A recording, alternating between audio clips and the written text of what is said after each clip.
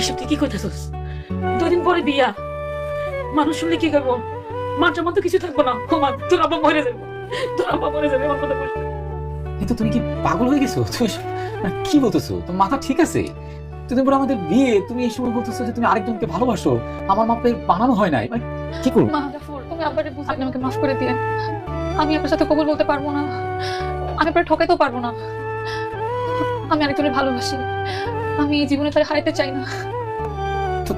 তোমাকে যদি আমি জিজ্ঞেস করছিলাম যে তুমি কাউকে পছন্দ করো কিনা, কাউকে ভালোবাসো কিনা, সেদিন বলো নাই কেন?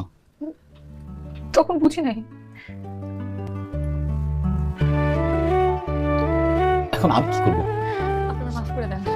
আপনি আপনি এলাকার সবাই বলবেন আমি আপনার জামা ঠিক মতো বানাতে পারিনি দেখে আপনি বিয়ে ভাঙা দিচ্ছেন। তাহলে আমার আব্বা আমার সম্মানটা বাঁচবে। এই কই যা, কই যা।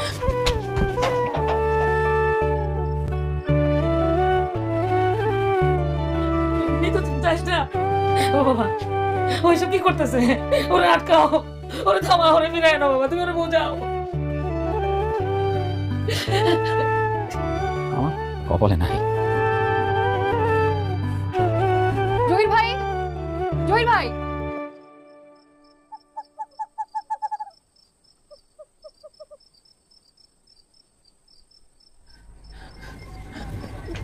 জহির ভাই, জহির ভাই।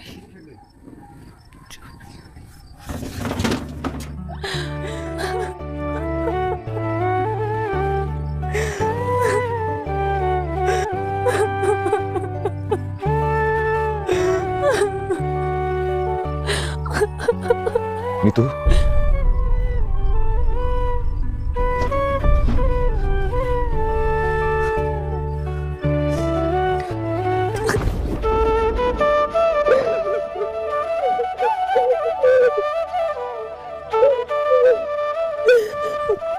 কই ছিলেন আপনি? আমার মনের মানুষটা দেখার জন্য আমার বুকটা চটমট করতেছে। এই যে এই যে আপনার মনের মানুষ আপনার সামনে। আমি মানুষের কখনো হারাতে চাই না। আপনি দেখেন, আমি শার্ট বানিয়েছি, আমি অনেক চেষ্টা করেও জফরের মতো বানাতে পারি না। আপনার জয়ের মতো হয়েছে, আপনার নাম লিখছি, আমার মনের মানুষের নাম জফরের নামে না, আপনার নামে।